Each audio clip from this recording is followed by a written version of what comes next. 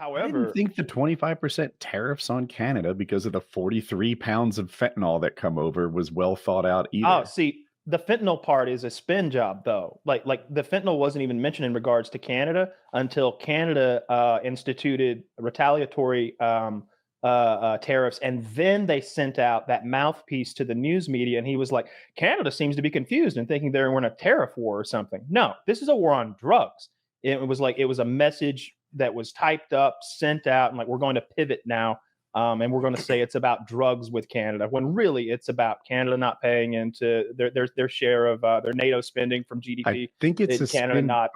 I don't think so, Kyle. I think that they mentioned the drug thing because they can only implement these tariffs in an emergency situation. So they invented a fake emergency so that they could implement these tariffs. And it's really a trade war that they're trying to start. And the tariffs are an excuse and a lie so that they can, act like there's an urgent need for these. Did I say tariffs? The fentanyl is an excuse, a lie, so that they act like there's an urgent need for the tariffs. Sure, that's what I said. I thought it's just the trade equivalent of the Trump pull-in handshake, because like he's done it 3 times now with Colombia, Canada, Mexico, and all 3 times they've capitulated probably within 24 hours.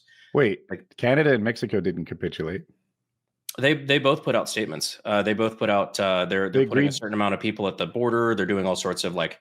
Are you not up to speed? Like Mexico had 15,000 people on the border, and they agreed to 10,000. That's not a capitulation. Canada, is it an additional 10,000? No, it's not an additional. It's just a lower bar for what degree of certainty on that. 100%. I'm positive of this. Yeah, and Canada, I might be behind. Canada announced the things that they agreed to back in November. Right, back when Biden was president, they agreed to the spending, which was like 1.3 billion or something like that. The thing Canada did do is appoint a fentanyl czar, which I think we all know is just a silly little position. You gave somebody a job, right? Trump, it's probably jobs. Some teenage kid is now the fentanyl czar who works for minimum wage in Canada. The fentanyl czar. There might be other new things, but the troops, the expensive spending stuff, was already agreed to by both Canada and Mexico. He didn't get anything new, so. The left is having a blast with this "he got rolled" thing. The right is saying it's not over, and maybe I'll tell you where they're not. Yeah, what were the Mexican troops doing under Biden? Because it was like record crossings. Like, were they doing anything? Were they just like playing? Were they playing Clash of Clans on their phone? Like, not even watching the border? Like, we need time. You're asking me what the Mexican troops were. Like, I don't know what to tell you. I can just tell you 15,000 there. Yeah, but like, they'll probably 15,000 going forward. Hopefully, I mean, we'll be able to tell 6 months from now. We'll be able to look and see the amount of fentanyl coming over the border from Mexico, and tell whether or not something works. Yeah, I've quoted the 43-pound number like a dozen times. My confidence in that, and I can tell you it's the number everyone's using. I don't know how good my sources are, though. How do we know how much fentanyl went through? There's no way to know. You only know what you catch. Yeah. Really, the flow is the other way, though. The flow is the other way. Yeah, China sends the raw ingredients into Mexico and other South American countries. It's cooked there, then it's smuggled into the U.S., and then because it's in the U.S., it goes up to Canada. It doesn't come in the other way nearly as much. If it is, it's a completely differently sourced source of fentanyl. If you think about it, they did find a lab in Canada. Wouldn't you know it? It's a Mexican lab in Canada. The Mexicans are like, well, those greedy Americans are taking too much. Let's build our own lab right where the Canadians are, and we'll get it right to the source. These guys love fentanyl. It's the Mexicans are the they problem. Can't get enough of it. And so I look forward to the idea of special forces being used to take on the cartel, because that to me is exactly what the special forces should be. Sometimes I worry that they're like kicking in some Haji's house that's like a fucking Euro vendor or something, and just like send him to a black site. I know that's happened. But I know if they go down to Mexico, decades of that in recent memory, I don't think so. No, not decades and decades and decades of that. No, not $2 trillion worth of that. Oh man, those black sites are so scary, Taylor. We create these little hells in little countries across the planet, and we throw people into them, and sometimes we forget. I mean, or we don't forget. We just pretend to, and we know you're rotting in some Lebanese bureaucracy site. Imagine the bureaucracy of a secret organization. Like how hard it is to keep track of. Wait, was that Abdul Patan or Abdul Poatan? It's a real shame we can't write any of this down to keep secrets. Oh yeah, dude. If these are the same government employees doing the DMV, those guys are stuck forever. Like on the to wrap the tariff thing up, because I don't think anything new has happened there. Something that I do find a little amusing is like seeing like Canadian, and I love our neighbors to the north, hockey fans, all great guys, but seeing like Canadian journalists be like, you don't understand the wrath that you've unlocked. And it's like, you need us so much more than we need you. Not to be a douchebag here, but your country exists at our pleasure. And so stop pretending that you're like, we need to find new markets for our stuff potentially. We have the whole world to look. You need to find a replacement market for the largest consumer market that's ever existed and likely to exist in global history. Where are you going to go? Madagascar, Russia? Like, they need us. And so like I don't, just because Trump didn't get like what he wanted out of these, which I still have difficulty seeing exactly what he wanted, similar to Woody, but like, the idea that we can't lean on countries economically to get what we want is farcical. Like we can dominate any country on earth economically. I think an important distinction here to make is that Trump didn't say, okay, forget the whole thing, no more tariffs. He said, you got 30 days to negotiate something that sounds good to me. That's the situation we're in. Trump didn't necessarily capitulate. So I see the people on the right. I'm on Reddit a lot. I see the people on the right side of Reddit being like, aha, look at this. Promises made, promises kept, big stick diplomacy. And I'm like, hang on, I don't know if we won yet. And then I see the people on the left, fucking losers or lying, saying they already won and they didn't. And I'm like, not all of us. Hang on. I'm still watching. I'm waiting. Not all of us is my mantra. When everyone hates the left, I'm like, well, I don't fit that class of person that you hate so much. Yeah. Here's what's happening, in my opinion. Trump has seen that this tariff thing is going to be like many of the things he's discussed, where they shit on him for months and months, and then it actually works, and now they're embarrassed that it's going to work because he doesn't want trade wars. He wants to exert pressure on companies to negotiate on X or Y program or what have you, and it's working because that El Salvadorian president offering to take our prisoners and put them in his supermax, that's scary. That's awesome, though. And then Colombia obviously agreeing to take their people back, whether in their chains or whatever, he's taking these people back.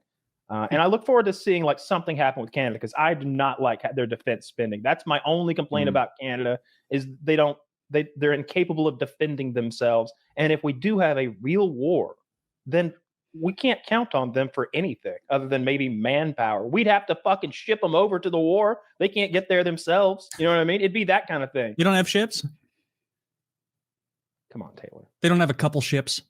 I'm not confident that the Canadians could put any... Remember, like every time we have a war, when all of a sudden we have 500,000 human beings on the other side of the planet in like a week. Yeah, I just don't think they can do that. You know what I mean? We sent I think it's like 10 barely million Americans. I think we like back and forth 10 million Americans to Nam. You know what I mean? Like we move things to fight that war on the other side of the planet. Dude, it's like we're using cheats. We're so far ahead. What do you think of with the tariffs? Like a specific example is I think Trump put tariffs on washing machines or something like that. On these Chinese washing machines that were coming over, they're really cheap. And so all of a sudden now it costs 25% more, 30% more to buy that Chinese washing machine. Its cost went up. And you would think that now the American washing machines would be the cheaper, better value. But what happened was the Americans all just raised their prices too. So that they were even with what the Chinese were selling theirs at. And what the dryer prices went up too. I was going to say that. I'm glad I showed up. This tariff that had the best of intentions, and on the surface it seemed like it was going to work well, just caused this chain reaction because economics is a complicated business, and it's not boiled down to X's and O's necessarily. Sometimes there's flowcharts. I will say, like, it falls right in line with as much as like the tariff thing has been very interesting. I always consider government the black thumb of industry. It's like no matter what it touches, it turns to shit. Like every fucking time the government gets involved in something, there's an equal and usually greater reaction that sucks. Yeah, I'm not a tariff guy. I don't like them. I think that when you protect an industry, that industry grows weak and fat and bad and becomes what Russia became when the Iron Curtain fell, just decades behind and uncompetitive. That's what protecting industries does to them. So it's not really a Trump thing. I would have been against anybody's tariffs.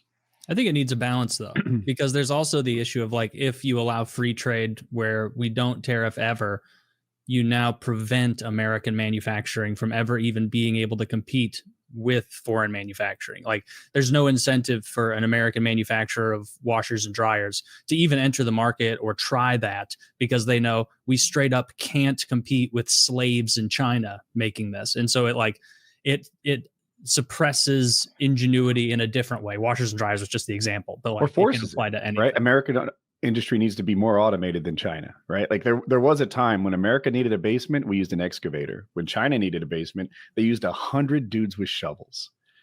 And that's how we remained competitive in that environment.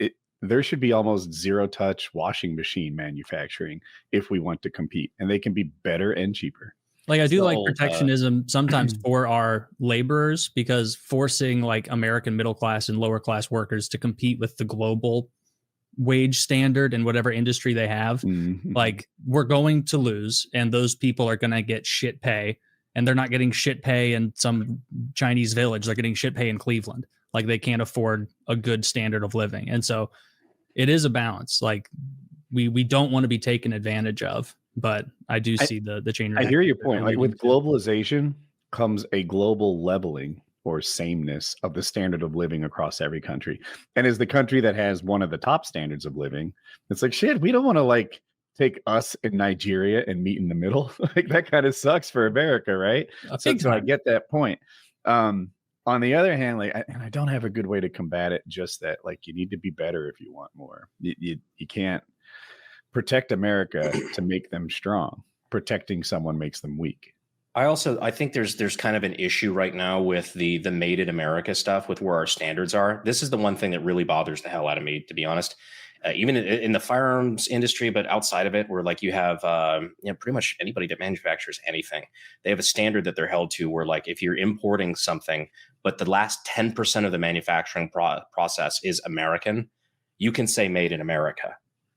And it sucks because you have like 90% of products being made in Mexico, Canada, Korea, Taiwan, wherever. But if you put a little, rubber wrap on it, suddenly it's made in the USA and people can market it that way. And I think that really fucks the guys who are actually spending the money and investing in American jobs. That, it's the same thing marketing wise, but it's really fucking not. It's a lie. Right. And we need another designation like assembled in America. Some people do that. Yeah, they'll put little bullshit things on there, like assembled in America. Exactly that. Yeah, it wouldn't take too long for people to know that there's a difference between made and assembled. Parts are made right across the border in Mexico. There are truckers who all day long, all they do is drive from a factory that's 3 miles from the border across the border to our like storage facility and then back.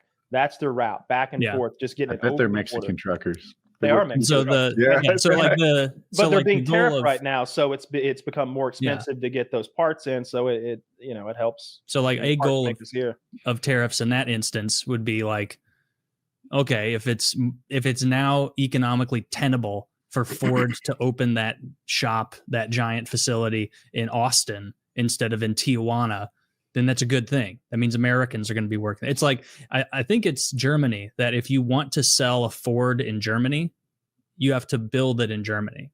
And so Ford has manufacturing plants in Germany that employ Germans who get paid a wage in Germany. Like that's good. Like the whole just nothing but free trade thing, because the rest of the world doesn't do this. The rest of the world takes advantage of this. Like Norway, I saw as a good example. Look up Norway's tariffs, over the top high, because they want to protect their own industry at home. To a certain degree, you're fighting with one arm behind your back. Exactly. Like it's and it's the American worker who pays the price for it by having like lower wage positions offered to them. And so it's definitely a mixed bag.